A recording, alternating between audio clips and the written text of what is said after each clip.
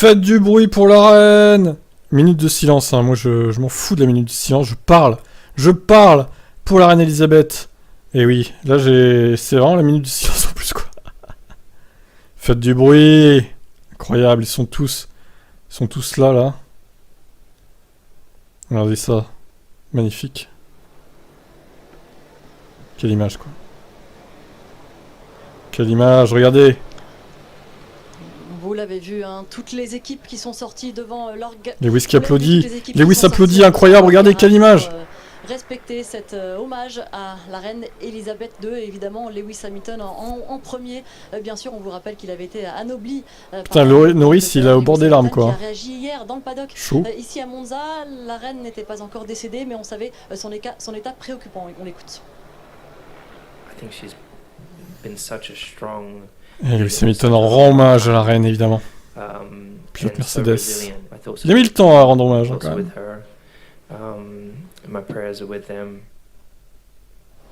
Julien Simon Chotan, notre expert, a fait aussi partie des personnes très affectées dans ce paddock parce que vous êtes adopté par l'Angleterre. Julien, on le sait, vous êtes en compagnie de Laurent Dupin devant le garage. Non, pas devant le garage. Enfin, je ne sais pas si vous y êtes ou non d'ailleurs. Mais...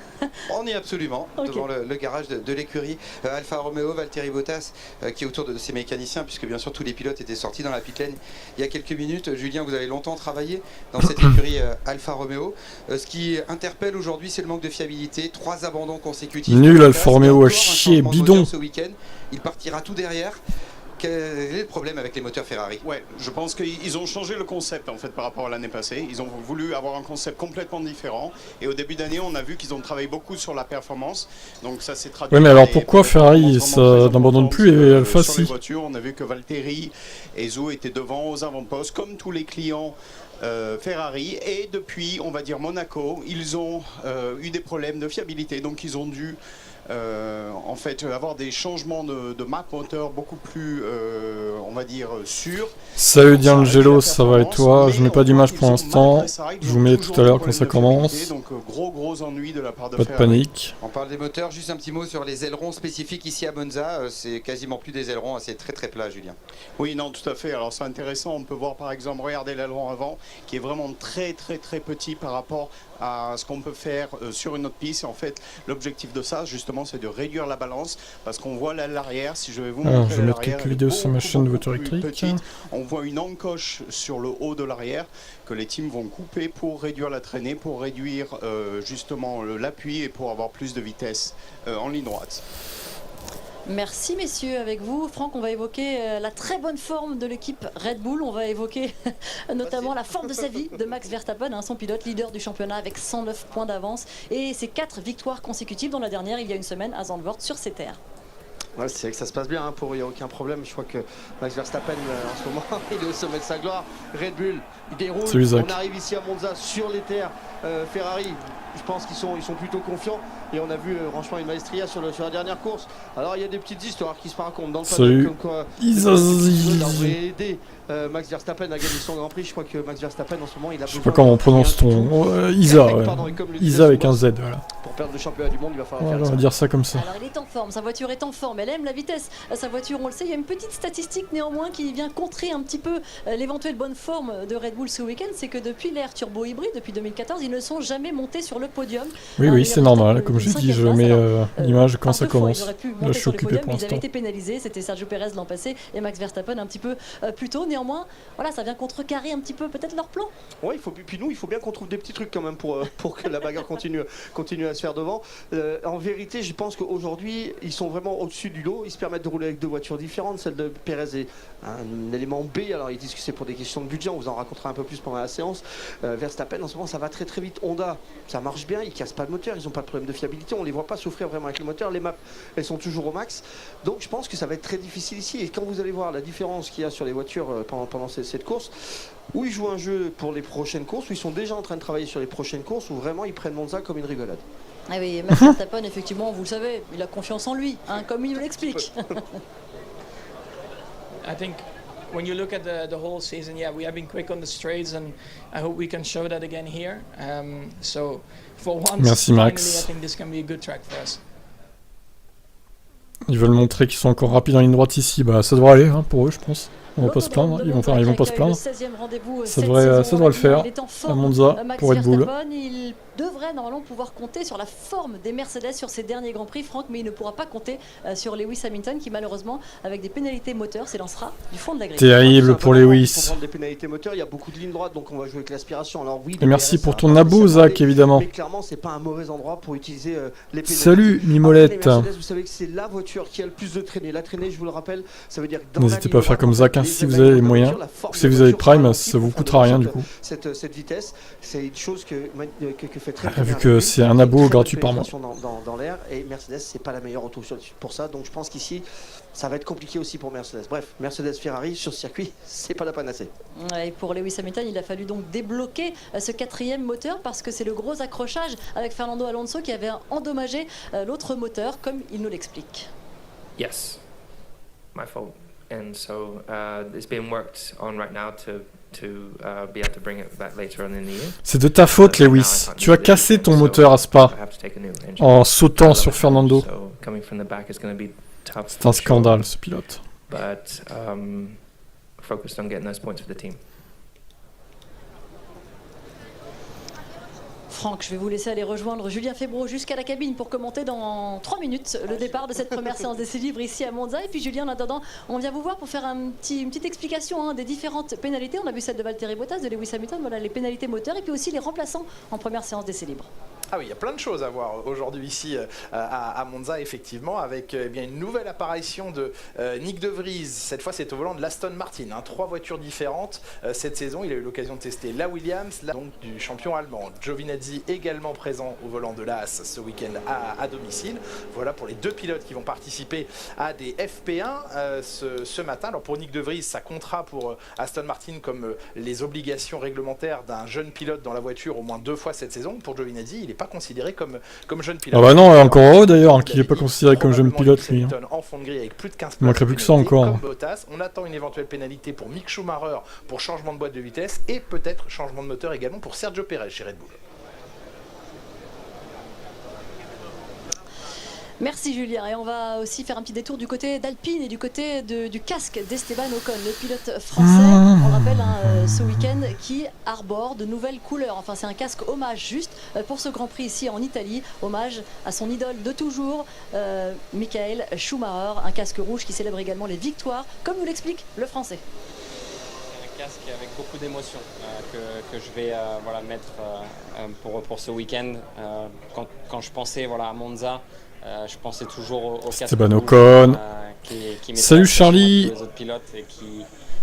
C'est nouveau ce programme. Alors, pas du tout. C'est pas du tout nouveau, clairement.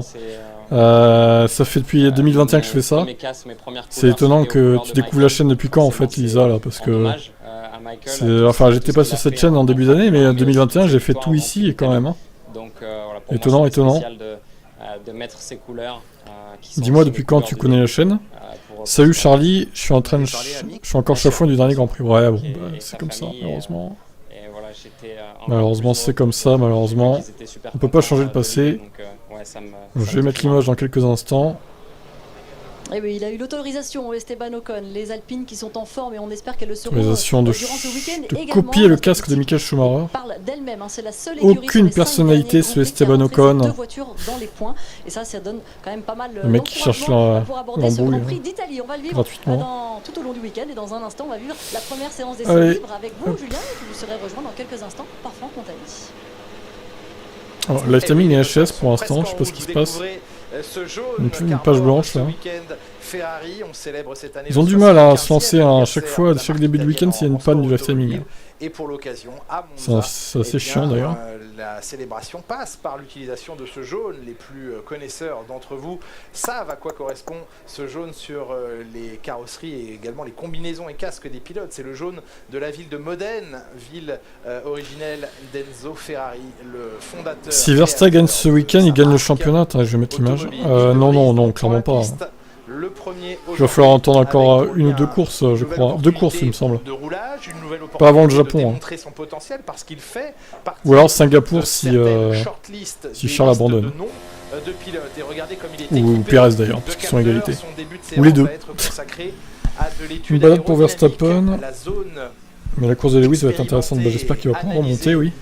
Oh là là, c'est quoi qu'ils ont mis sur l'Aston Martin Mad Max là? Ils sont un véritable mur Oh la vache! aérodynamique sur les monoplaces et que les écuries essayent de Faut donner de la force à Tim, merci à toi. d'écoulement des flux par l'aileron avant. C'est pas l'année de Lewis, non, bah c'est comme ça. Hein. Et autres appendices aérodynamiques. Une année à oublier. Espérons que Mercedes revienne en force l'année prochaine, c'est sûr. Gasly, non, pas de news. Ah non, pas de news d'ailleurs. Est-ce qu'il est vraiment là? Je pense que oui, mais sinon on aurait eu des news justement. Salut Nico. La place aurait pu être totalement jaune, mais pour des questions de poids de peinture et pour des questions de coût, il n'a pas été possible. Les ingénieurs de la Scuderia n'ont pas donné leur feu vert aux idées des communicants. Ocon vraiment débile de mettre un casque immerse. Bon, débile, je sais pas, mais bon, il avait voulu rendre hommage quoi. Je sais pas si les fans de Schumacher apprécieront que ce soit lui qui rende hommage et pas son fils. Mais bon, pourquoi pas? 75 ans. Ah ça y est, il y a le timing. Le racing director de Ferrari sur sa passerelle de commandement. Déjà évidemment. Ah, le retour de Giovinazzi, ça fait pas plaisir par contre. Hein. Putain, on s'en serait bien passé. Hein. Les week-ends sont difficiles en ce moment pour la Scuderia. De Vries chez Aston du coup, Monza, à la place de Vettel. Sur le papier, les performances de la machine au Cavallino Rampante, au cheval cabré sont moins impressionnantes. Et Gasly est bien là, hein, donc voilà. Ils vont tout essayer, va faire les essais libres. Il va mieux Pierre. Dessiné pour Monza, pour les hautes vitesses de Monza. Mais ce cette Ferrari quand même avec ce jaune là. Sur les zones de freinage, c'est pas trop mal hein, le Ferrari jaune sur les longs arrière noirs, ça rend pas mal je trouve. L'instabilité avec ce manque de charge aérodynamique, mais il faut faire des que des rajouts d'Ocon. Bah Ocon n'est pas trop apprécié à part toi qui l'aime bien. Bon, ouais, sinon globalement Ocon le nouvel aileron avant pour Aston là. Un changement d'aileron à venir pour Nick. Ah bah il faut bien la faire la Stone de 2023, faut bien la créer. Hein. Sinon Fernando il va pas être content. Hein. À vitesse constante. Si elle est nulle la voiture l'année prochaine, il va pas être content Fernando.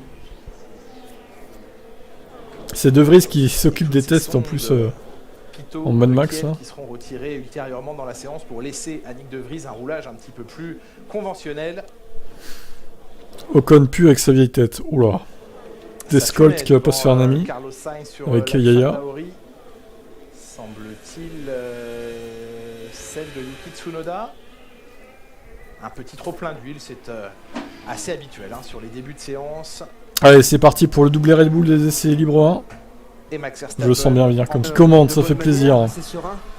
Vous allez voir un petit peu la différence d'aileron qu'il y a. Pas Villeneuve pour l'instant. Ouais, tout le monde ici est en train de streamer, de trimer le de streamer. Oui, je stream Franck. On salue Franck hein, évidemment.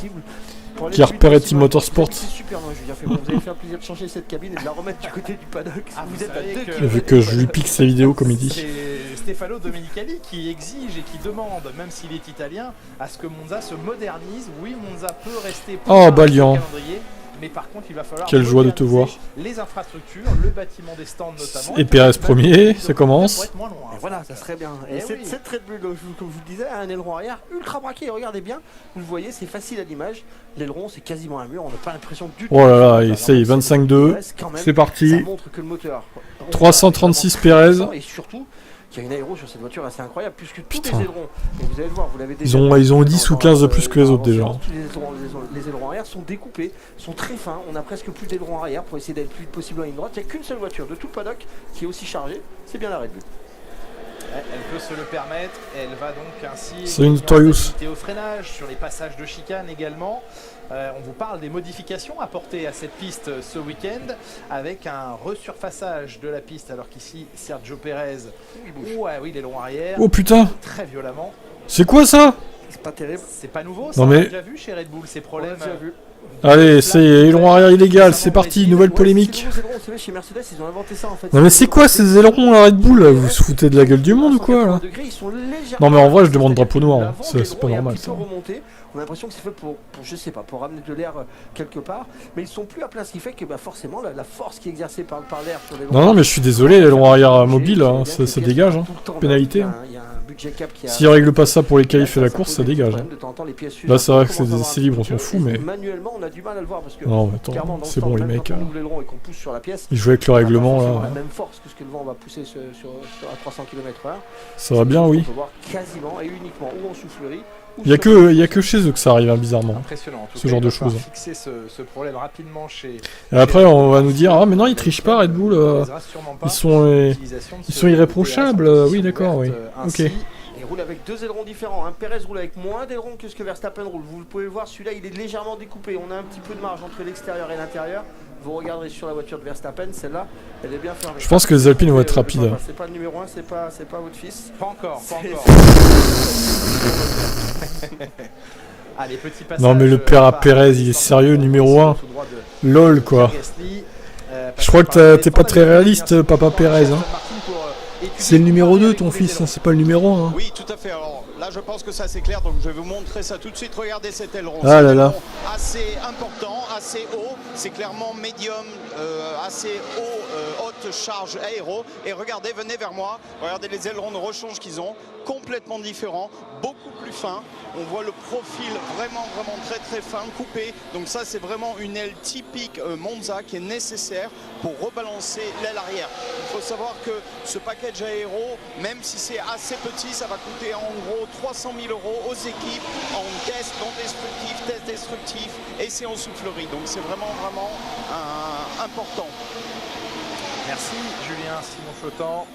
On est en casque embarqué ici avec Charles Leclerc. Blocage de roue et passage de la chicane légèrement tumultueux.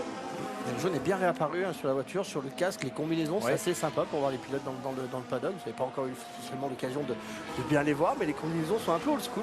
Moi je trouve ça plutôt très joli, ça change un peu. Je ne sais pas si ça va les faire aller vite, mais en tous les cas en marketing ça marche bien. Reparle-moi. Okay, Pierre, box. We have an issue with the car. I'll let you know in the garage. J'ai pas écouté, j'ai pas entendu exactement ce qu'ils sont en train de dire, mais je pense qu'ils vont s'arrêter. Ils vont rentrer avec la voiture de Pierre Gasly. On voit qu'ils sont en train de faire des tests aéro. Hein. Vous avez vu la paraffine sur cet aileron arrière, alors qu'on va revoir le blocage de roue de Charles Leclerc. C'est des choses qu'il faut apprendre aussi au fur et à mesure, parce que c'est clair quand déjà Monza ça va très vite. Alors, ouais, il y a Williams qui pourrait bien marcher effectivement aussi. Vous êtes toujours en confiance avec l'auto. Et je pense que ça va être dur pour Hamilton de remonter avec toutes ces voitures qui vont bien se comporter à Monza. Lorsque vous posez le pied sur la voiture, comme la voiture a plus beaucoup d'aéro, elle est moins appuyée. Donc, ce chat qui bug encore, il y en a marre. Au niveau du goudron, lorsque vous mettez la même charge sur le frein que ce que vous mettez d'habitude, forcément vous risquez de bloquer les roues. Non mais Daron Perez, c'est un phénomène le gars. Quoi. Et forcément ça surprend un peu. C'est rare de passer c'est un phénomène. Quand on arrive sur un circuit comme ça. Ici, hein. Il faut vraiment ajuster. Il faut être capable de pousser très fort la pédale de frein lorsqu'on est au maximum de vitesse et d'être dégressif mais beaucoup plus rapidement parce que le problème de blocage de roue est plus important. Le vainqueur du Grand Prix d'Italie, c'était il y a 2 ans. Peut-être Fernando pour la pole, c'est pour ça que Balian il se ramène, hein, parce qu'il sait que l'Alpine elle va être bonne.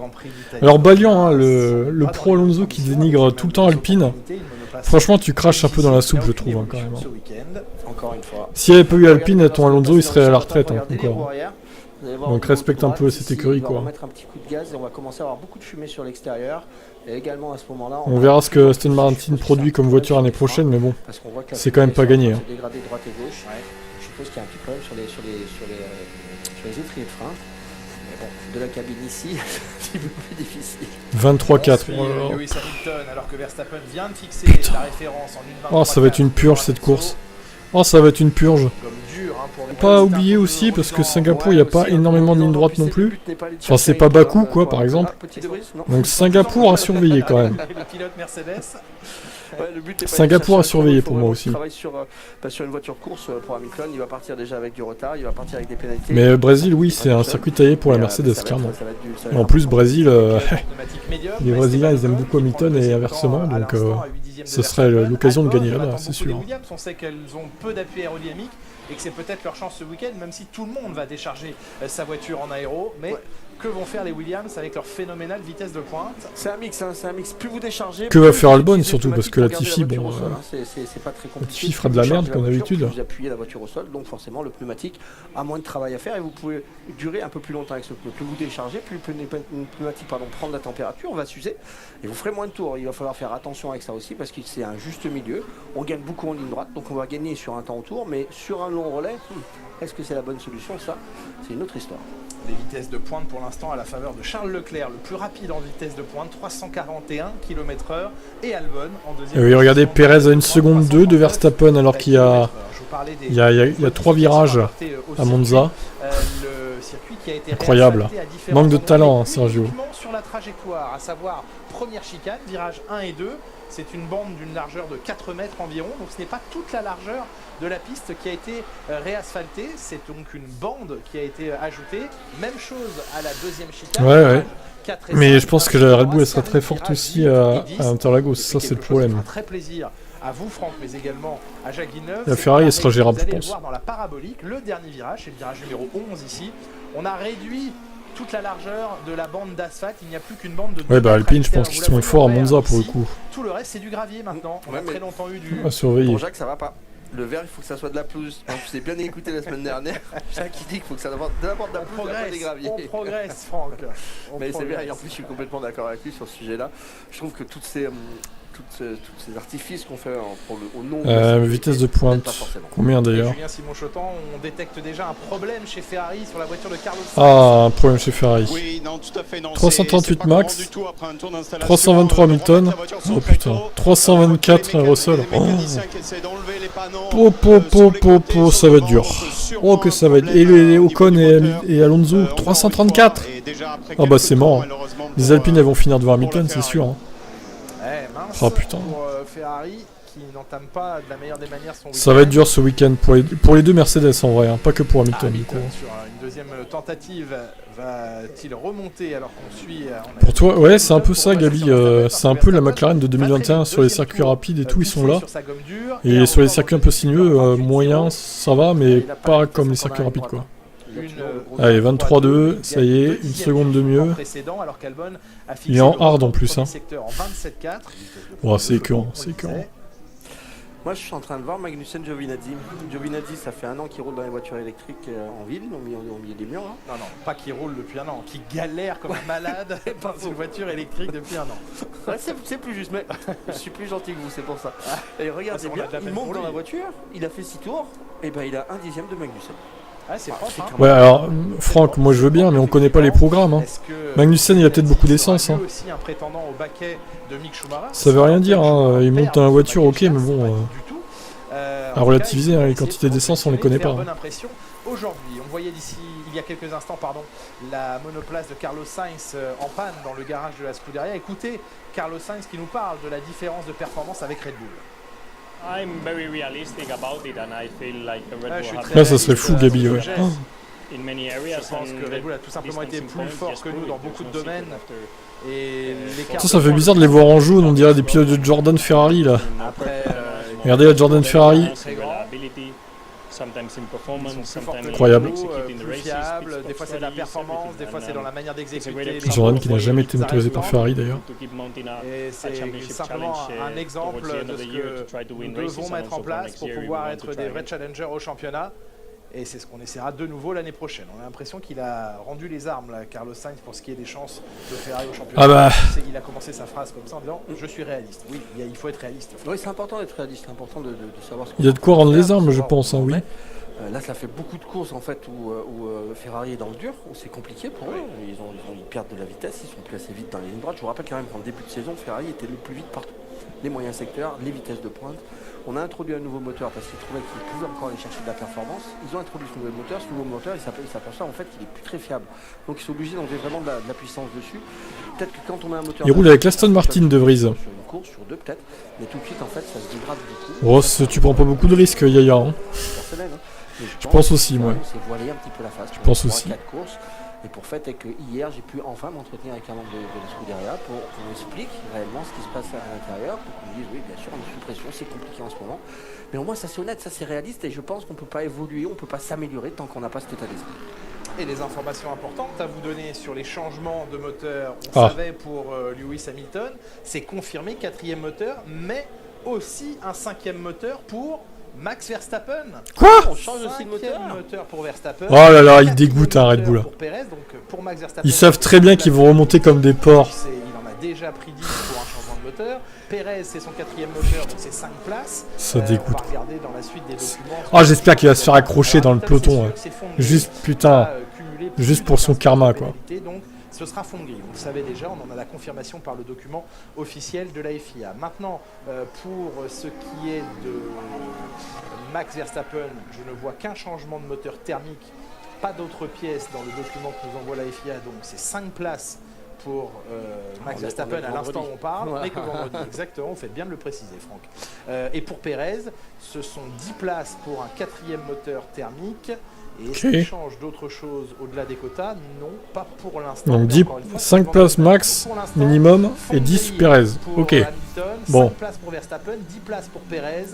Et il y aura également des et les 8 derniers, quoi. Tsunoda et Valtteri Bottas qui vont eux aussi se retrouver en fond de grille. D'ailleurs, c'est beau, hein, Red Bull qui laisse une chance à Ferrari de gagner chez eux.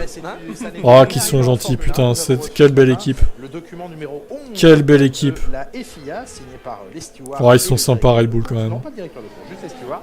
Et Yuki salut Tsunoda, Gérald. eh bien, il a accumulé lors du Grand Prix. Putain, ouais, Alpine, il pourrait une carte à jouer, hein. Honnêtement, attention. De la saison. Il en avait écopé d'une à Bahreïn en début d'année, 2 en Australie, 1 à Monaco et la 5e est tombée aux Pays-Bas.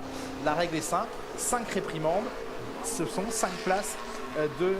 10 places de pénalité sur la grille. Je pense que les voyant... réprimandes, c'est par des actions qu'il fait en piste, c'est ça? Alors il y a du pilotage et il y a du non-pilotage. Donc les deux s'additionnent, mais vous recevez des sortes de cartons jaunes, on va dire, pour des mauvaises actions, soit en termes de pilotage, soit pour des infractions qui ne sont pas liées directement au pilotage. Donc là, on ne parle pas de langage grossier, on est bien d'accord? Non, ça n'en fait pas partie. En tout cas, il est le premier dans l'histoire de ce système à atteindre les 5 réprimandes sur la même saison. Et donc, il va subir 10 places de pénalité sur la grille. Voyant cela chez Alpha Tauri, on a décidé de changer les pièces. Oui. Donc, on va renvoyer Yuki Tsunoda probablement en fond de grille également. Je n'ai pas encore fait les totaux des pénalités. Mais ce sera loin, de toute façon, sur la grille de départ pour lui ce week-end, pour Hamilton aussi, pour Bottas. Et on attend la suite des essais libres pour savoir si d'autres pièces vont venir s'ajouter à la liste qu'on vient de vous nommer. Tu mets la voiture de Ferrari dans une écurie comme Williams, ils font plus de victoires que Ferrari. Je sais pas, peut-être. Je crois qu'on va avoir... Gasly est bien avec Ridur pour l'instant. Ça va nous donner une bonne... Ah non, Gasly avec Ridur, c'est bien Gasly. 5e temps, c'est un bon circuit, on sait qu'il aime. Vous avez vu les disques rouges à l'avant de la voiture alors qu'on sort de la parabolique, des disques complètement rouges sur l'intérieur, donc beaucoup de température. Le voici Yuki Tsunoda.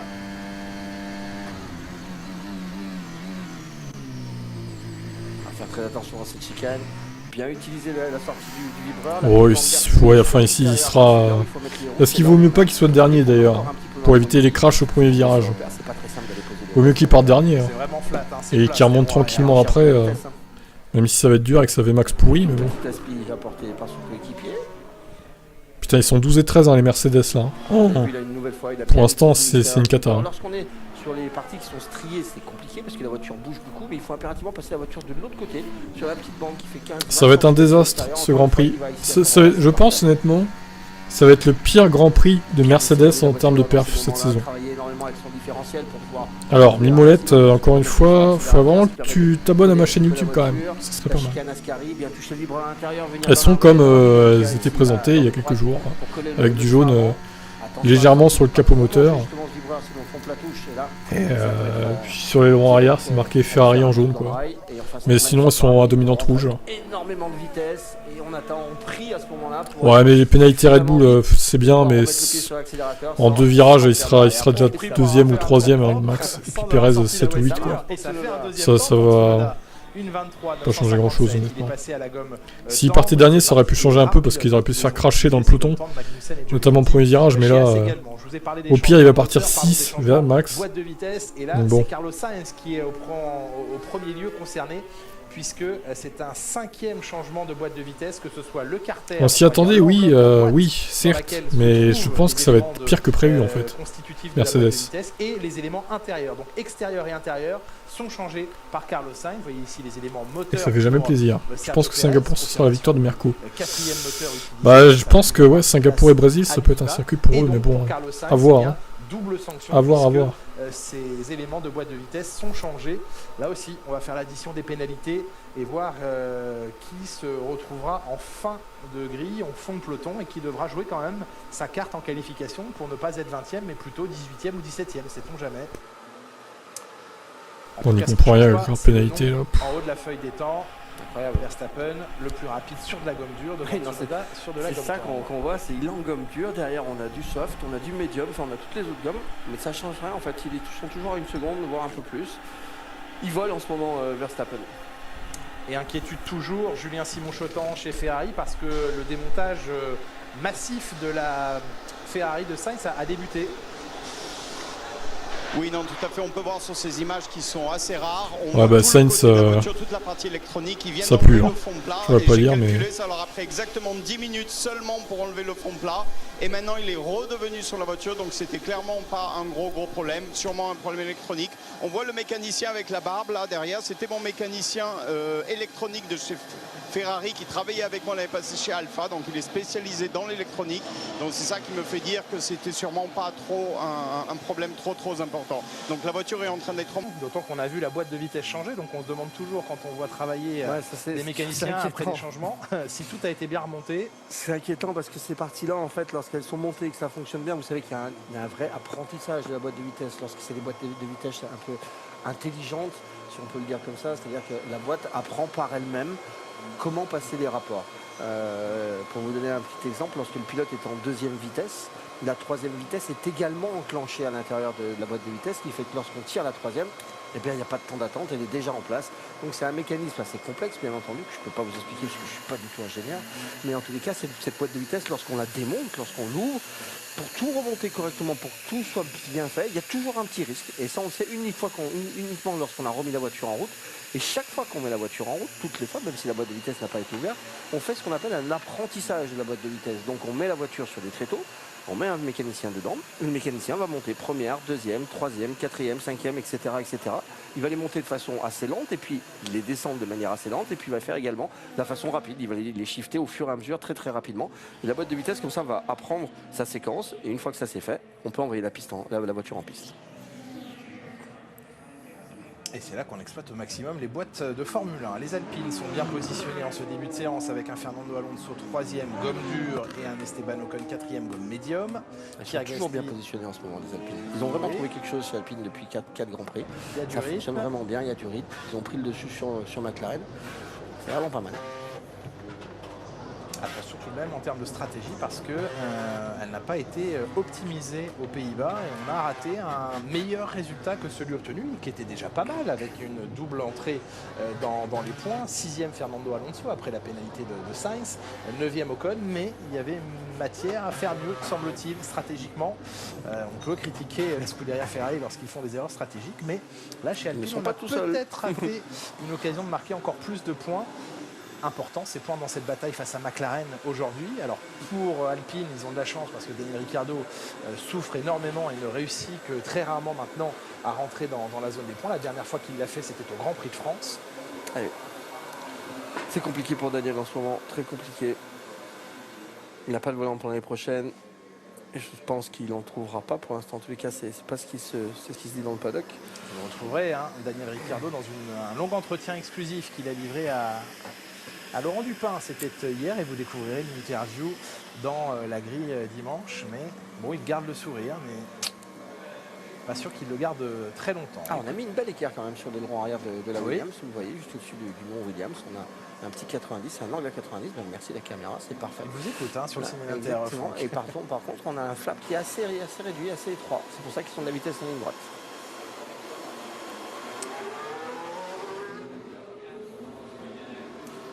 Bottas, le numéro 77, c'est écrit dessus. Comme il change tout le temps de couleur les casques, moi j'arrive plus à les reconnaître. Là, mais là c'était bien écrit dessus. Hommage italien de Valtteri Bottas. On parlait des Alpines et d'Esteban Ocon. Écoutez le français à l'entame de ce week-end sur son niveau de confiance quant au niveau de performance de sa voiture.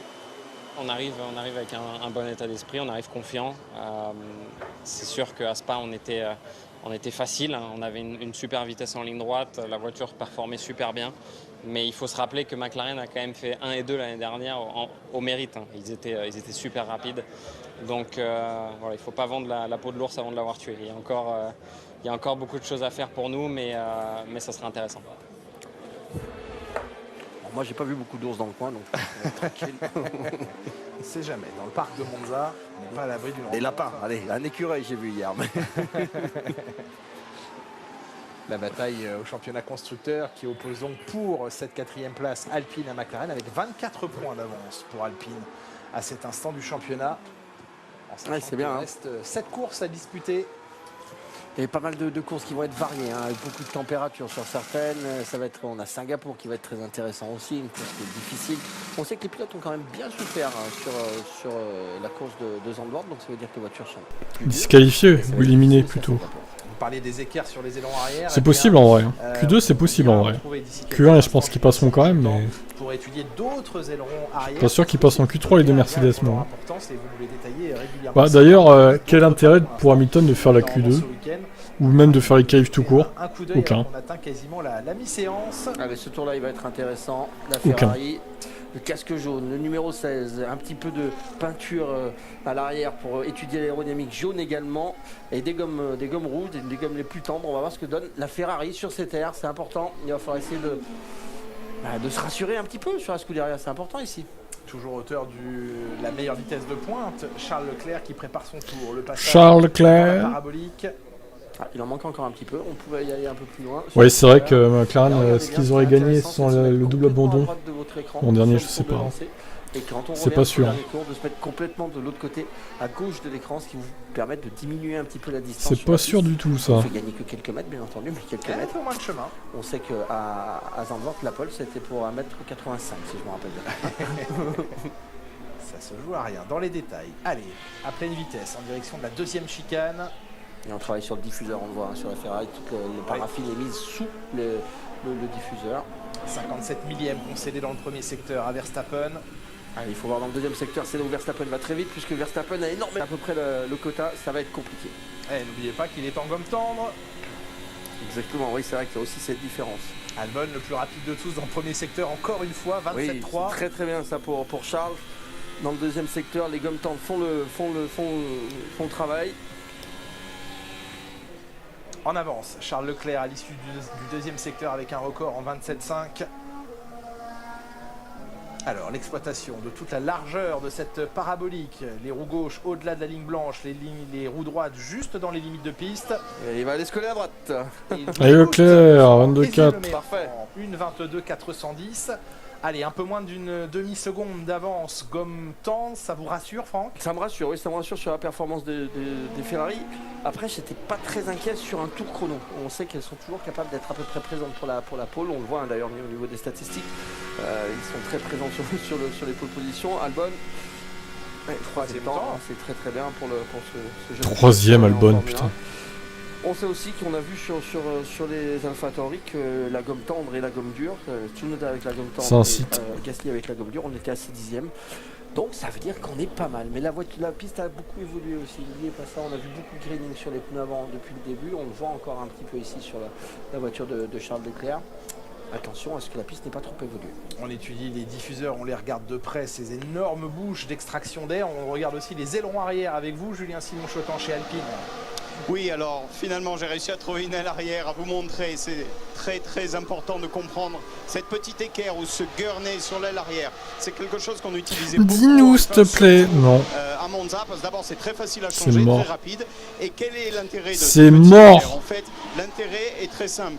Cette petite équerre va réattacher le flux d'air derrière l'aileron. Donc il va rendre l'air plus propre et faire mieux fonctionner l'air. Par contre, il va créer beaucoup de traînées. Donc il va trouver tout seul. Résistance à l'avancement. Donc il va faire en vrai, en plus, c'est pas très légal parce que là, on n'a pas besoin de payer lifetiming alors que sur le site de la F1, il faut payer. Donc normalement, leur site, il est pas légal. Hein. Merci je pense. pour ces détails. Parce qu'il y a beaucoup d'infos là quand même. 341 Leclerc. Bonjour Fernando. Voilà, je viens vous expliquer comment on fait un premier secteur à moitié dans les cailloux. Mais je suis le plus vite. C'est incroyable parce que la voiture serait blanche, le casque serait blanc. Il n'y aurait rien d'inscrit dessus. Au pilotage, on saurait que c'est lui. Hein. Il a une façon de rentrer dans les virages. On avait développé un chez Renault. Alors ça fait longtemps, bien sûr. Je sais pas si c'est bien si ça a changé. Mais Fernando, on avait développé une voiture et on travaillait avec Michelin dans ce sens-là pour que lorsqu'il inscrive la voiture dans le virage, il a un coup de volant. Regardez, hein, la façon dont il braque, c'est pas 2-3 degrés qu'il met au volant. Hein. Il met toujours beaucoup de force dans ce volant. Est-ce qu'il avait des réglages de direction assistée différentes ou non? On s'adaptait à ce que faisait Fernando, c'est différent. On fait pas ça va pas dans l'autre sens. Non, on parle de Fernando Alonso, c'est normal, 2 fois champion du monde. Et s'il met la voiture, s'il fait évoluer les voitures dans ce sens-là, c'est exactement la même histoire quand on était avec Renault qu'avec Alpine. Hein. La voiture était moins vite quand il est arrivé, beaucoup plus vite quand il est là. C'est le travail qui paye forcément. Attention, Esteban Ocon fait complètement partie de cette équipe et aide également à ce développement. Mais Fernando a une façon de faire avec le train avant qu'il met énormément en condition, qui met beaucoup d'énergie dans le pneumatique. Mais il faut s'adapter à ça, hein. Fernando, c'est pas attendre. Troisième temps pour Fernando Alonso sous les yeux de Jack Doohan, dont on dit qu'il tiendrait la corde pour remplacer Piastri si jamais ça n'aboutit pas.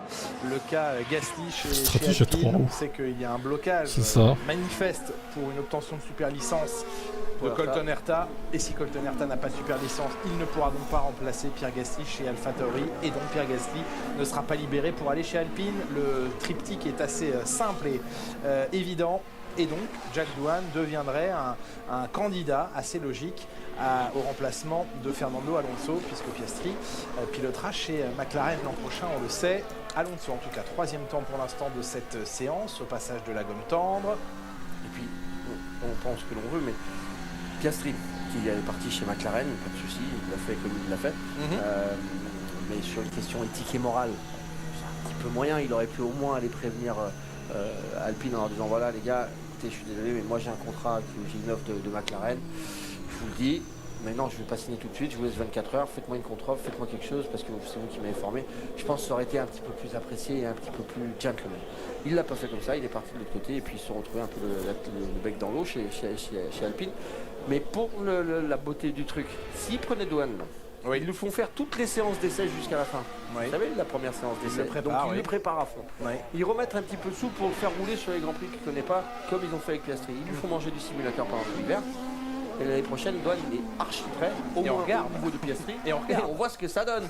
Et là, la guéguerre, elle va être sympa. Oui, elle le sera de toute façon. On a beaucoup. Doohan, je suis pas convaincu par son talent, lui, par contre. Formule 1, ce sera dans une Formule 1 orange et non bleue. Salut, on info. attend de voir qui pilotera cette monoplace française l'an prochain. Non, jamais moi. Avec les softs. Et on va répondre tout de suite à Ferrari. Max qui va encore gagner. Ah oui, quel plaisir. Quel plaisir de voir Max gagner. Évidemment, en tant que fan de lui. Logiquement, comme vous le savez tous. Secteur, hein. C'est sur le papier, c'est comme ça, plus d'appui. J'ai hâte de voir le triomphe de Max Verstappen. 27-3, c'est le temps à battre du premier secteur, mais c'est Albon qui a ce record. Et bien, il le bat. Voilà, ne vous inquiétez pas, moi j'ai pas besoin d'aller vite en ligne droite. 27-3, il va très vite quand même, hein, parce que record de premier secteur. Incroyable avec les ailerons qui sont braqués sur petite aspiration offerte par Lando Norris. Va-t-il s'écarter avant Ascari? Il va se montrer. Hein. Ouais. Fait signe, non? Ah non, ça n'a pas fait de grosse différence. 3 dixièmes, record quand même. Oh non, ça fait longtemps qu'il y a bien plus de suspense ce son. Hein. Là, la spi, elle est précieuse. Hein. La spi est précieuse. En plus, il a de la spi là, il va claquer un gros temps. Il va pas le laisser passer, ça c'est sûr qu'il le laissera pas passer. C'est qui devant? C'est une McLaren. Gêné complet. Ah ouais, c'est pas cool. Comment il le bloque! C'est pas cool parce que. D'accord. McLaren, je sais pas qui c'est, mais c'est un héros quoi. Lando Norris. C'est Norris, son pote en plus. Là, il est 4 dixièmes derrière. Bon, tiens, il le regarde. Mais on sait que ce temps valait un meilleur temps, Franck, clairement. Oh, Pedro, salut, hi. Parce qu'on observe juste avec Julien Simon-Chotan le retour. Fine and you. Alors, j'espère que vous pouvez voir le Flovis sur l'arrière de la voiture, regardez. Ah, Mercedes, ça va être compliqué. On le voit un peu. Alors, ce Flovis est très important. Qu'est-ce que c'est ce Flovis? En fait, c'est de la paraffine, de l'acide oléique et en fait de la poudre de perlimpinpin, un peu de la poudre fluorescente jaune qui permet de voir l'évolution des flux aérodynamiques. Yes. Donc, c'est un test classique que les équipes font, surtout en FP1. Surtout quand ils ont des pièces nouvelles. J'ai entendu dire qu'ils ont apporté un fond plat qu'ils avaient déjà, un vieux fond plat pour juger si ce fond plat fonctionne. Bah c'est la week 13, week 13, so it's un peu special. Va nous redire l'histoire de l'acide hyaluronique, là j'ai pas compris. Salut Cyr, ça va et toi? Acide oléique. Acide oléique, oui c'est de l'eau quoi. Ok. Ah non, c'est paraffine liquide, acide oléique et de la poudre fluorescente. De perlimpinpin. Oui, elle est bio. Ouais. Est-ce que vous saviez que l'acide... Il faut pas les manger, hein. Est-ce que vous saviez que l'acide oléique était un acide gras monoinsaturé à 18 Yes, Formula V with Formula 4 and Lotus 79, hein. Gras dans la nature. Voilà. Voilà. It's il est crazy. Très abondant dans le tissu adipeux humain. Moi j'ai beaucoup d'acide oléique dans mon corps. Je vais vous donner la recette, vous avez l'air très intéressé. Si vous pouvez vendre mon acide oléique aux équipes de Formule 1 pour qu'elles le mettent sur les ailerons. Avec Merci Wikipédia pour l'acide oléique. C'est du gras, ils mettent du gras sur les C'est voitures. ça. C'est génial quand même, non? Bah oui, mettez de la margarine sur les longs arrière de la Mercedes, on va voir ce que ça donne. Donc, Ouais, il y en aura bien besoin, oui. de la voiture, un peu de margarine sur les 3ème fesses. Russell, incroyable. Pas sûr qu'avant. Vous qui avez la 106 Kid avec le béquet, 330 mettez de la margarine Russell, dessus, c'est vous mieux allez voir déjà. si votre béquet il marche ou pas. Bon. Putain, les longs arrière, il est trop chelou sur la Mercedes. Voilà, C'était il est long arrière. énormément tranché. Et je voulais Oh là là. vous faire remarquer un truc, c'est que Verstappen, il a un aileron ultra braqué. Ça, on le voit tous à la Je vous télévision. coupe, Björnborg est dans le stand. Björn Ah Borg. non, c'est Sébastien Vettel, pardon. Ah là là, Ce il faut look. faire- il faut faire un truc. Ce look Vettel, sérieux. Non, il a décidé qu'il ne ferait plus rien. Ouais. C'est- Ouais, là, c'est- il délave pas non plus. Hein. Il a lâché prise. Lui, la margarine. J'ai l'impression qu'ils ils testent un nouvel aileron arrière chez Mercedes là. On a hein. parlé de Gurney tout à l'heure. Vous savez, ces énormes écarts qu'on met à l'avant ou à l'arrière. Alors oui, ça donne de l'appui aérodynamique. Oui, ça cale facilement la voiture. Oui, ça donne du grip. Mais ça fait ralentir énormément l'auto. Je m'aperçois juste que la voiture de Verstappen, qui a un aileron ultra chargé, lui, n'a aucun équerre sur le train arrière. Est-ce que c'est la différence aussi qui lui fait aller vite en ligne droite? C'est une possibilité. En tous les cas, cette voiture-là roule sans équerre. Mon timing il est un peu éclaté là. Comment ça se fait que c'est marqué 2 secondes le gap roule vite. avec Le Russell? mouvement de tête, regardez les mouvements de tête de Oui, c'est ça. Hamilton. Ouf, grandiose, n'allons pas jusque là je dirais, parce que bon, Verstappen il a que 5 places, Perez 10, bon Perez il va avoir du mal à remonter plus que Verstappen sûrement, mais personnelle, Lewis Hamilton pour. mais Verstappen il aura pas trop de mal à remonter hein, je pense, ça devrait aller. Hein. Russell est 3ème, comparaison instantanée. Il va les avaler un par un, puis il va gagner à la fin, hein. C'est comme ça que ça va se passer. Mais si vous le connaissez, c'est Alex Powell, il vient de la Jamaïque, il est évidemment membre du junior team Mercedes. Eh bien ça ne se voit pas qu'il vient de la Jamaïque. Du sport automobile. Alors je vais déjà vous dire qu'il est né à Miami, mais qu'il est d'origine jamaïcaine. Alex Powell, je sais pas quel âge vous lui donnez vous. Pas beaucoup, je le vois déjà dans un stand de Formule 1. Je me dis que les années passent vite et que ça change quand même beaucoup quoi. 12-13 ans, un truc comme ça. À 12-13 ans, il serait des proches d'être en voiture.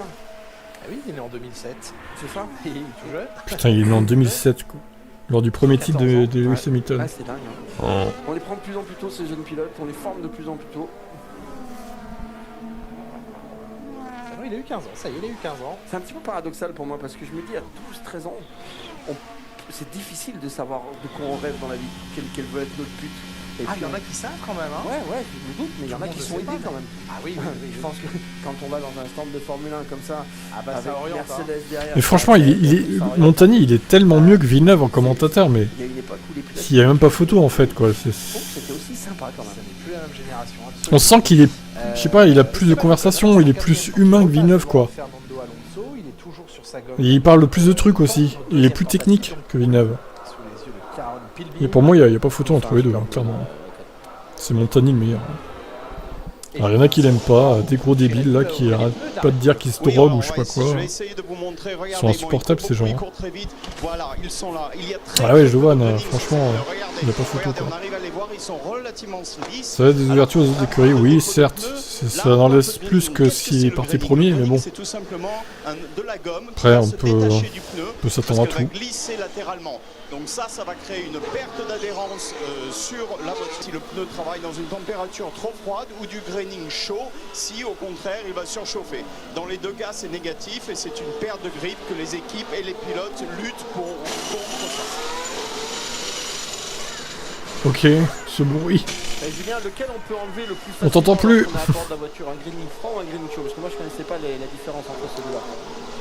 Le graining chaud est en général plus facile à voir. Si vous avez du graining froid, ça veut dire que les pneus sont pas du tout dans la température d'utilisation. Et là, c'est Salut la Eric. voiture marche pas, Bon on t'as peut pas loupé freiner, grand on peut chose pas hein, pour accélérer. être Là, c'est honnête. très très difficile. Là, il faut rentrer au stand et faire des Tu changements. n'as pas loupé grand chose. Faire des changements sur les écopes de freinage pour augmenter la température. Donc voilà, en gros, le graining à chaud est plus facile à gérer jusqu'à un certain point, évidemment. Si on met un petit peu d'acide oléique, Ça a été toi. est-ce que ça peut faire revenir le pneu? La poudre de perlimpinpin Ah, aussi. la fameuse, la poudre de perlimpinpin. Merci en tout cas, Julien Simon Chotan. Ah mais ça claque quand même un peu plus en soirée de dire la poudre. Et pas d'autre poudre, hein, n'est-ce pas Franck? Le connard, tu sais. Ah, cette première chicane ultra délicate, ultra fermée. On a besoin d'une voiture. Peut-être, c'est peut-être un agent de Red Bull envoyé par Red Bull, tout à fait. Un amortisseur pour qu'elle puisse bien braquer. Bien Un agent secret de Red Bull. Infiltré chez Canal+. Scandale. Nous avons découvert l'identité de Jacques Villeneuve. Un agent double. Sur le gauche, on relâche pour faire pivoter la voiture. Et on accélère. C'est assez large. Bien essayer d'attraper juste la petite rigole qu'il y a au niveau du point de corde. Surtout pas toucher le livreur, mais bien placer le pneu dans la rigole. Ça fait vraiment pivoter la voiture. Des tips de Monza. Et vous percevez les frottements du fond plat sur le sol. Ah, ce virage, cet enchaînement Ascari est quand même extraordinaire. Fantastique. On ne s'en lasse pas. Russell en amélioration, vous le voyez, sur ces deux premiers secteurs personnels, à 18 minutes de la fin de cette séance, et l'approche de la parabolique avec un peu de récupération d'énergie à l'entame de ce 11e virage. Ouais, Russell, il a l'air d'avoir un bon rythme, effectivement. Et deuxième temps pour Russell. Deuxième temps pour Russell sur une nouvelle tentative. Il était sur là aussi un deuxième push, un deuxième tour d'attaque sur les pneumatiques les plus tendres. Et il vient se placer à moins de 3 dixièmes de Leclerc. Sainz qui est sorti enfin. Oui, c'est rassurant de revoir la Ferrari en piste. Oh, c'était large, c'était limite. Vous avez bien vu hein, comme il a utilisé cette bande verte à l'extérieur. Là aussi, très très large. Là, il est plus large la bande verte, c'est un peu plus facile. Vrai tour d'attaque là. Moyenne. Très moyenne cette Mercedes. Là aussi un peu de bande saignant, on le voit. Le mouvement de la tête du pilote en temps réel avec cette caméra casque.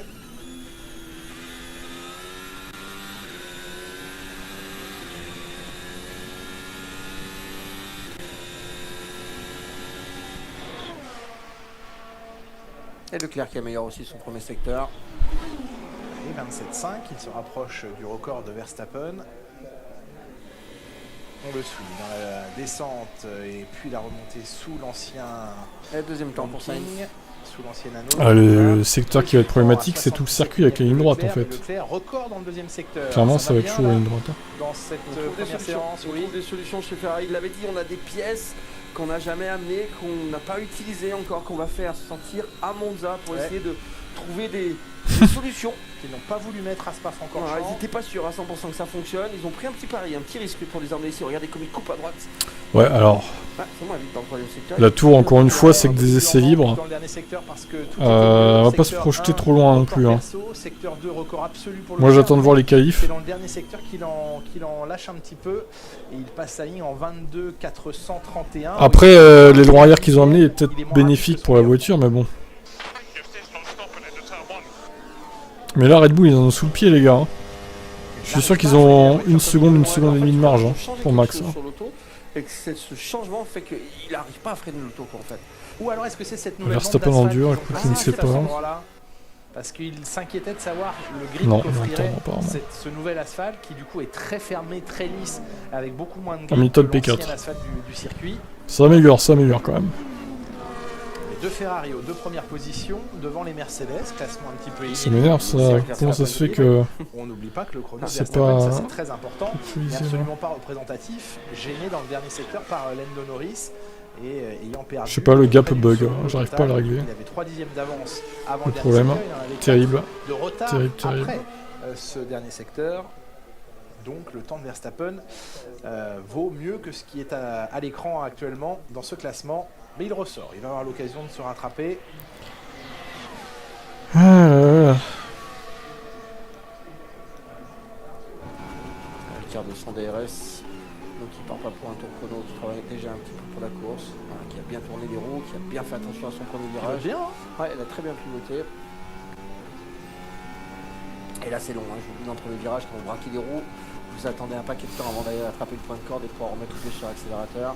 Et il faut être très rapide. Perez, je sais pas ce qu'il fait, mais droite, gauche. Comme d'habitude, il est surlargué lui. On a une chicane qui est déjà plus ouverte, plus facile. On va toujours monter sur cette petite bande verte encore à l'extérieur. Il est vraiment pas au niveau. Plonger jusqu'à fin 2023 encore, je dis pas. Pourquoi pas. Mais jusqu'à fin 2024, c'est un risque hein, quand même. Hein.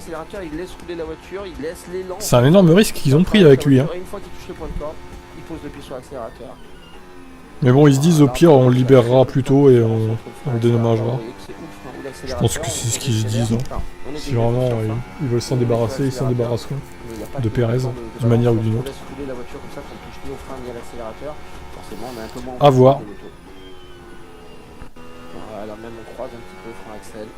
Ouais, Alpine a surveillé. Et à son Effectivement. retour, ouais, de Daniel Ricciardo, très intéressant d'observer le pédalier sur la voiture de Écurie l'Australien. a surveillé.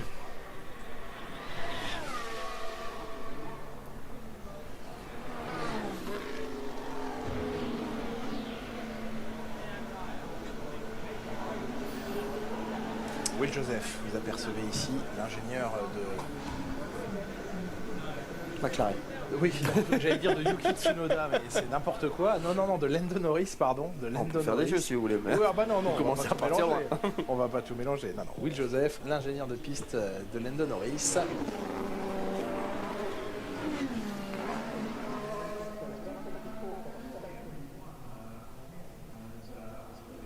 Allez, Gasly aussi sur la ligne. C'est Sumaru. Pour couvrir C'est un peu moins de distance, mais il s'élance lui. Ouais, Neverline, c'est sûr. Il y a de ça aussi, effectivement. Circuit qu'il apprécie, circuit où il a gagné. Il était un peu malade, Pierre, hier. Oui, un petit peu de Ça va et toi? Concernant, tu vas. Idéal pour un week-end. Il s'est bien récupéré là. Concernant, tu vas. Il nous attendit. Et on est avec lui. Alors, vous n'êtes pas trop tristes tous là du décès de la reine Elisabeth? Athlète qui... J'espère que vous avez pleuré son décès, n'est-ce pas? Suivez-les sur les réseaux sociaux, pardon, et surtout ce coach Pirri. Vous allez lui rendre hommage. Vous allez aller à l'enterrement.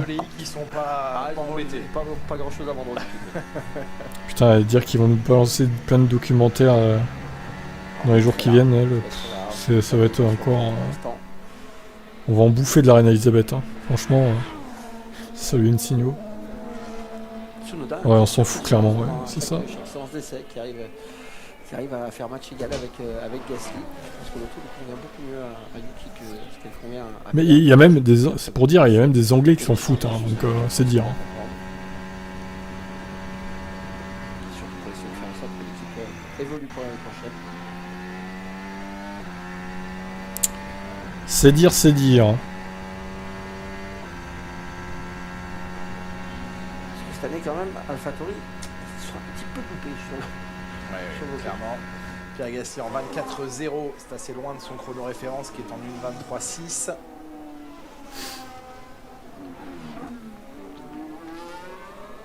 Les voitures qui rebondissaient aussi pas mal sur Ouais, c'est ça, moi. de ligne droite. À peu près. George Russell va reprendre la piste d'ici de la paraffine aussi, ou la dame, les mécaniciens, pardon, ou l'ingénieur, peut-être que vous voyez devant, qui est en train de repeindre la voiture. Tout dernier moment, c'est un travail qui est effectué au dernier moment. Ouais, pareil. Ça m'intéresse pas plus que ça, exactement. Sur les éléments proposés.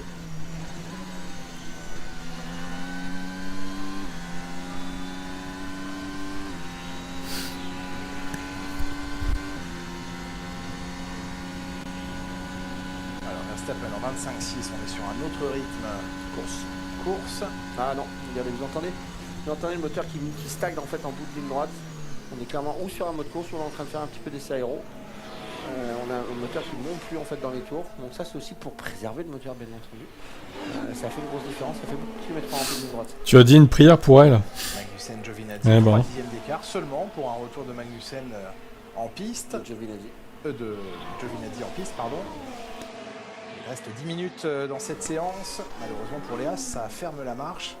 Bon, on a clairement vu que la manière, et vous nous l'avez expliqué tout à l'heure Franck, de baisser la puissance moteur chez Ferrari a un énorme impact sur les clients, à commencer par Haas et Alfa Romeo. Et puis ça fait une telle différence en bout de ligne droite. C'est pas sur les reprises, hein, le moteur il va délivrer la même chose, mais par contre on évite de le forcer à plein régime. Donc quand on est à fond de 8, vous savez qu'on monte les tours petit à petit en fait en bout de ligne droite, et bien on régule le moteur. C'est comme si vous aviez un petit rupteur, hein, comme sur votre voiture, sauf qu'il ne faut pas taper un rupteur bien entendu. On régule ce moteur, ce qui évite en fait de forcer de trop, de chauffer de trop, de s'user de trop. Et ça fait perdre beaucoup de temps.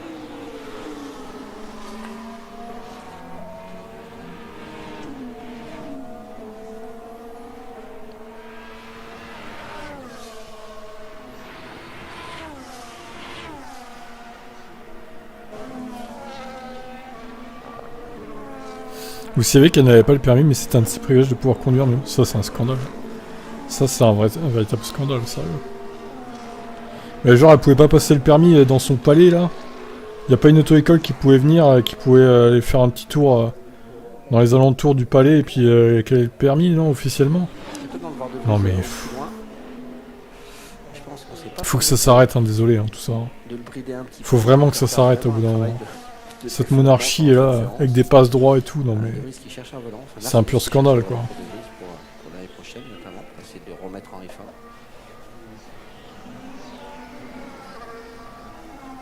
Elle conduisait que dans son immense domaine, ouais. Peut-être, ouais, d'ailleurs. Bah, de toute façon, elle se faisait conduire, hein. Elle avait des chauffeurs, hein, mais bon.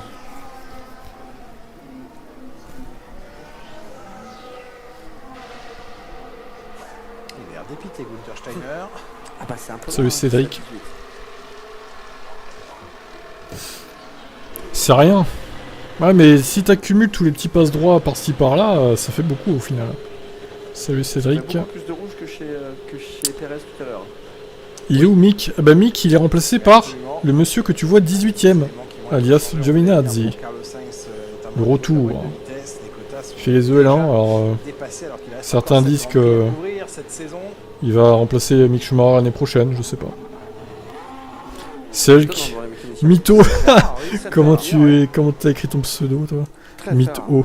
Il y a peut-être un Bien petit vu le jeu de mots. au niveau de l'embrayage, hein, c'est une Celle qui délivrait le possibilité. permis, c'est peut-être elle, l'auto-école, ouais, On veut faire un carrément. séance d'essai pour travailler, c'est une possibilité, je dis pas que c'est ça, mais vous savez que tout à l'heure on a ouvert quand même le capot. Bah voilà, Alors, Neverline il y a des choses, dit potentiellement, pareil, il y a un du petit coup. problème avec la partie de l'embrayage. C'est la reine qui fait tout. La reine est omnisciente. Et l'embrayage on utilise essentiellement La pour reine sortir des stands. sait Après, tout faire. je sais plus. Donc peut-être qu'il y a un petit truc là-dessus, c'est pour ça que les mécaniciens plus, on a vu la voiture. Comment se comportent les Mercedes? Bah pour l'instant ça a l'air d'aller. Ils ont testé un nouvel aileron arrière, ça a l'air mieux que en début de séance en tout cas. On va attendre de voir évidemment comment ça évolue ce week-end, mais c'est peut-être pas aussi catastrophique qu'on aurait pu le croire. Bah oui, vous allez être content, Julien et Franck. Regardez ce que je vous ai trouvé. Le fameux. Les Anglais aiment bien la vaseline parce que quand on voit que la monarchie. Donc je vais vous montrer exactement à quoi ça ressemble. Ouais, c'est clair, je suis d'accord. On ouvre, j'espère que vous voyez voir. Donc c'est un liquide assez. Ils sont trop dans la Renaissance, dans le Moyen-Âge, etc. encore. Dans une bonbonne pour l'asperger. Faut qu'ils évoluent un peu, je pense. Vraiment, regardez, on va en mettre un peu sur le sol. J'espère que je vais pas Ils sont me faire bizarres engueuler. ces Anglais. Ah vous verrez, c'est pas grave de se faire engueuler. Voilà. L'autre il est en train de foutre de la peinture sur le... Sur... Qu'est-ce qu'il fait lui? Il est en train de repeindre le sol de vert fluo là. Visualisation de flow. Donc vous voyez, elle est vraiment visqueuse, je vais pas la toucher parce que si, il faut la toucher maintenant. Oh là là, c'est dégueulasse quoi. En plus il met ça près de l'égout, ce con. J'espère que c'est pas toxique cette peinture. Oh, c'est pas cher du tout. Ce qui est ça qui est étrange en F1, c'est de la paraffine. Ça vaut rien. C'est pour une fois en F1 quelque chose qui vaut pas Quelque chose qui ne vaut rien en F1, c'est pas possible. Exactement. C'est pas. On fera pas fortune avec ça quoi. C'est pas un coup. Voilà, exactement. Donc ça vient là-dedans et voilà comment les teams l'utilisent. Eh ben, merci d'avoir donné votre corps à la science et votre doigt en tout cas pour nous montrer. Ah bah alors toi, des escortes on va pas être du même avis là pour le coup. Je suis anti-royauté moi, clairement. Par contre, il va falloir prendre quelques cours de dessin. Hein. Oui. Pour moi c'est... Je sais pas, ça fait genre il y a des bourgeois, des gens au-dessus des autres, des dominants, et il y a les gueux quoi, en fait. C'est un peu ça l'idée quoi. Pour moi c'était bien au Moyen-Âge, hein. Pas de soucis. Mais là non, on est en 2022, je crois que ça doit s'arrêter maintenant. Je pense que c'était sa chance de faire un. Je crois qu'on doit évoluer et toute cette royauté, ouais, ces passes droits, cette... Non, ça doit se... Non. Pour moi ça doit s'arrêter. On doit vivre à peu près tous au même niveau quoi. Faut pas qu'il y en ait au-dessus des autres quoi, comme ça... qui sont vraiment dans un autre monde, hein. Vraiment les rois et les reines c'est vraiment au-dessus du président quoi, c'est encore autre chose quoi. Pour moi ça doit s'arrêter, désolé, hein. C'est pas normal. Hein. Et Russell qui se fait gêner par une Ferrari. Bon par contre quand on les entend à chaque fois on a l'impression que... Oui c'était le drame, c'était le drame de la vie, on a failli tous se faire un... Lewis va peut-être nous sortir un casque hommage à la reine, peut-être. Même Lando, George Russell aussi il pourrait. Hein. Peut-être.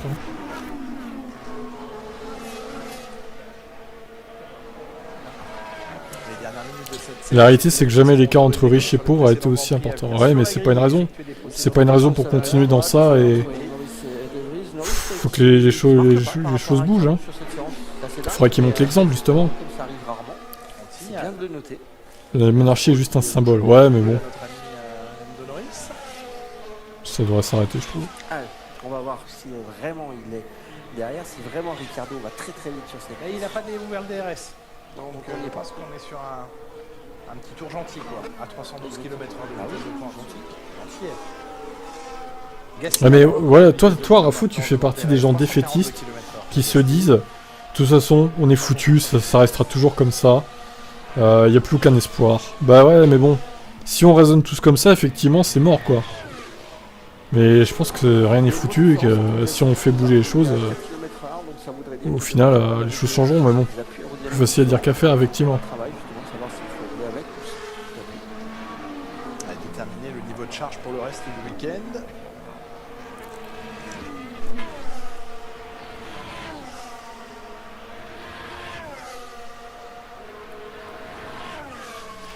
Tu sais pas, les rois, c'est comme les rites des tribus anciennes. Non, non, aucun rapport. Aucun rapport là, tu mélanges tout, je trouve. Mais les Anglais, c'est pas des tribus, enfin, c'est un peuple civilisé, quoi. Ils sont nos égaux, je veux dire. Pourquoi eux, ils auraient des rois et des reines, et nous, on a un système de présidents, etc.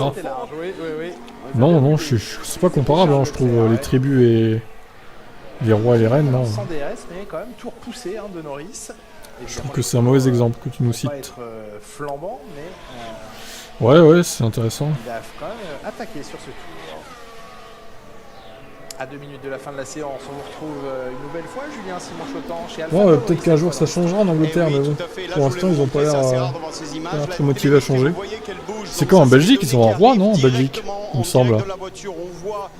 La ligne bleue tout en haut, ça c'est la vitesse. Pareil, eux aussi, pourquoi ils restent avec ça? Il doit être en mode assez safe parce qu'en vitesse de pointe elle n'est pas très élevée. Et toutes ces informations, la balade de De Vries, ouais. Et De Vries qui se fait éclater par Stroll. Terrible, Stroll, le champion du monde en puissance, hein. Évidemment. Et Latifi qui se fait... Alors lui il se fait pas éclater, il se fait atomiser, quoi. 1 seconde 4. Non mais attendez, le mec se prend 1 seconde 4 à Monza quand même. Monza, c'est pas le circuit le plus compliqué quand même. Putain de merde. Incroyable. Belgique, Pays-Bas. Pays-Bas aussi. Putain ouais, il y a l'Espagne aussi, c'est vrai. Eh oui, putain, il y en a pas mal en fait des pays avec des rois et des reines. Hein. Incroyable. Danemark aussi.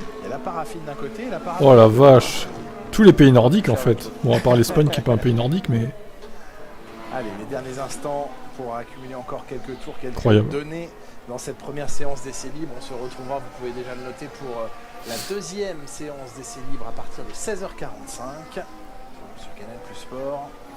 Ah, perso, notre système de président est peut-être pas le meilleur, mais bon. Je préfère ça que d'avoir un roi ou une reine. Hein. Même si, bon, les Anglais ont aussi un gouvernement, un ministre et tout. Je sais, mais bon. Surtout la France. Le roi Macron.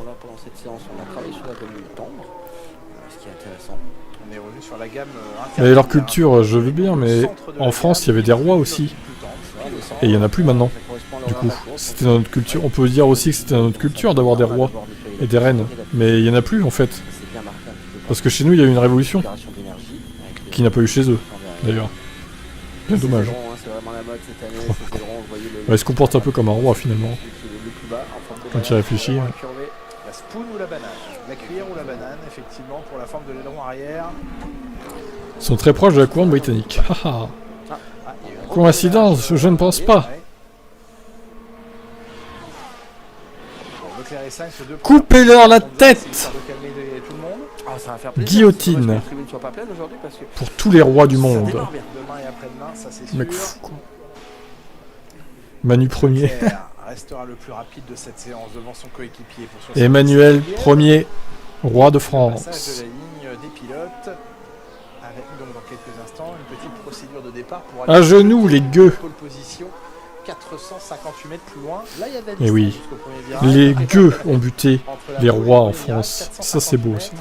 La révolution a été bénéfique pour le peuple français. Et oui, ce roi d'Angleterre. Oh là, Carlos qui va faire un tour de gravier. Terrible. Ce sera pas roi d'Espagne, hein, Carlos Sainz. Hein. De Vries et Carlos Sainz. Ok, avec la petite pelle devant là. Hop, ah bah là oui.